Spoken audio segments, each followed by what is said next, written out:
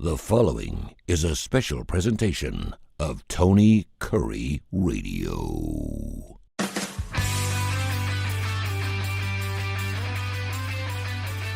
Welcome to another Bite by Bite. He's Michael Coleman, Heart of Alabama Food Bank. They cover 35 wonderful counties in the great state of Alabama. He's the CEO. And, of course, this is a little show. We talk about businesses and non-for-profits and really feeding America and the non-for-profit business that is our food banks, and does a wonderful job. And today, very, very easy. Food is medicine. What do you mean by that, Michael?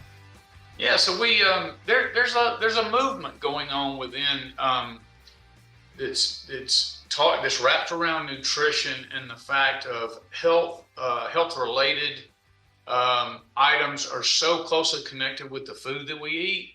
And so this is not some call to just people eat healthier. This is realizing that there's a lot of people in our nation who are food insecure, who end up eating things that forces them into a situation to where the food that they're putting in their bodies is actually hurting them to the point that they can't overcome some of the issues that they have. So let me give you an example.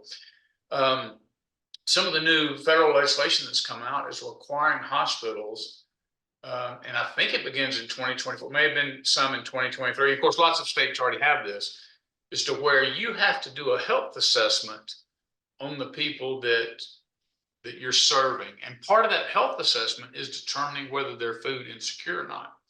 And so the question is, okay, once you determine they're food insecure, then what does that mean in regards to their treatment?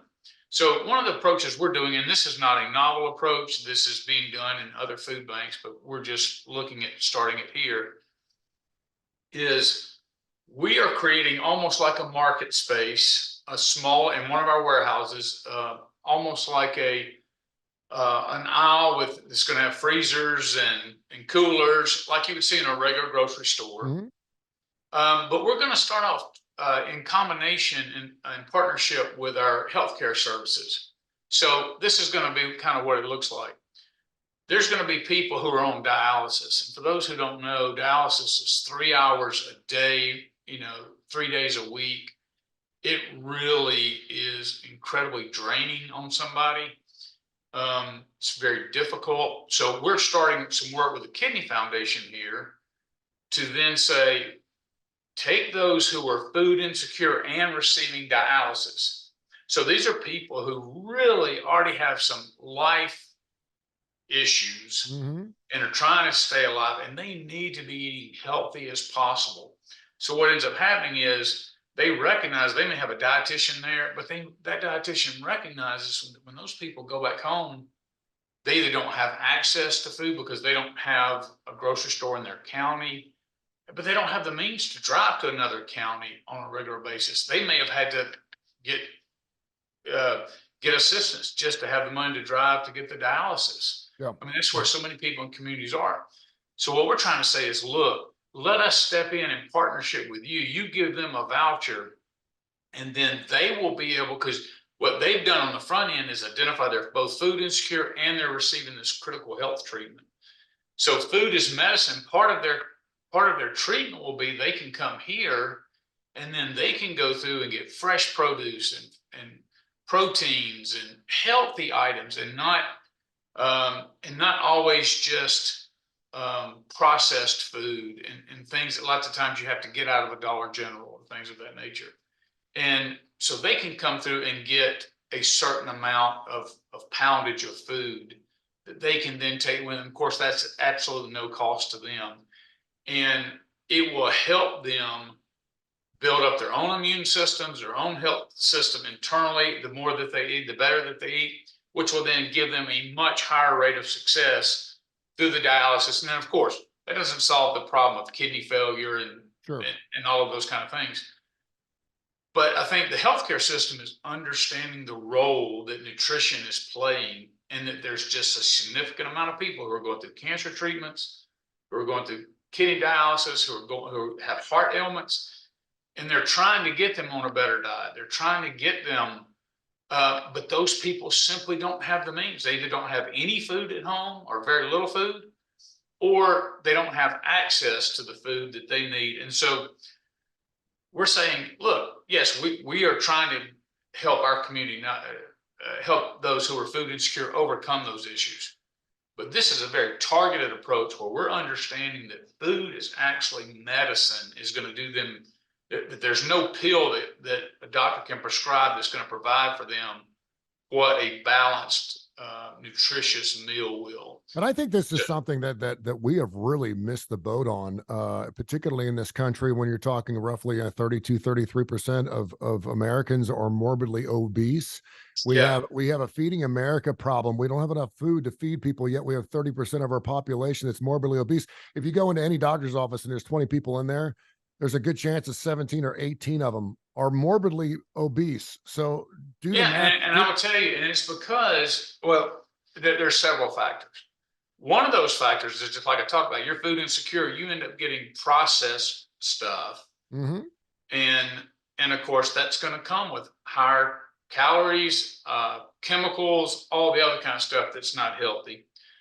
One of the main drivers of that is that you see in the poverty community is just they do not know health information and how that translates. So a good example would be, usually you don't see people in poverty understand how to read a food label and break it down like, okay, this has a certain amount of fats, this has and they're not guided by their eating. So if you have a bag of Oreos, you just eat, and if that's all you have, you just eat until you're full. Now, that's what I'm pretending heaven is like. Unending Oreos. You always use Oreos. That's right. So that's all I want, is a big bucket of Oreos. But as much as I would like to sit there and eat a sleeve of Oreos, I know that if I do that, I'm going to gain weight. That's going to lead to diabetes. And then, of course, that's what obesity does. It affects health in so many ways. And a lot of it is because there's just not information that helps them make informed decisions. And a lot of people say, well, that's ridiculous. I pay attention to those. The food labels are that generally help the middle class. Mm-hmm. And so the food labels are there and they're very informative. What I'm saying is, in poverty culture, and it doesn't matter whether you're talking about Black poverty, white poverty, Hispanic poverty, it's not a tool that's typically used to inform your decisions. And so when you're saying, I just need whatever food there is, well, our country makes cheaper food more readily available. I used this example before, so forgive me if I'm repeating myself. Back in 2007, and the reason I remember the date is because I was on the Israel trip when Nick Saban got hired to coach Alabama, so I remember exactly when it was. But I was on a plane with somebody who was from Israel going back home.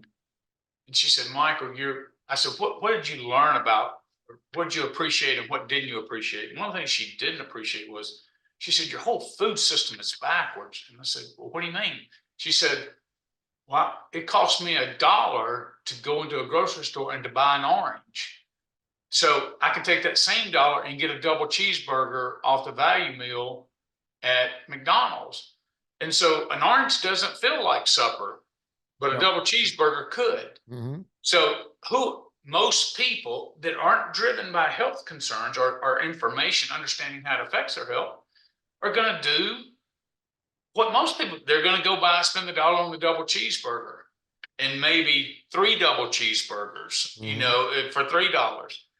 And it's because our society puts forth so much junk food and so much fast food, and so many of us eat out of convenience. And then you compound that with just a lack of understanding of how to navigate that space. And then you have people getting feet amputated because of diabetes, people dying because of diabetes, having heart conditions. And so what we're saying is, look, we can't solve all the problems in the healthcare field, but one thing we clearly know is food can be used like medicine to equip those who are food insecure to help live a more healthy life and overcome things like cancer, diabetes, and all that. And we just want to be a part. We just want to be in that space, helping our community overcome so many more difficult challenges. This is Bite by Bite.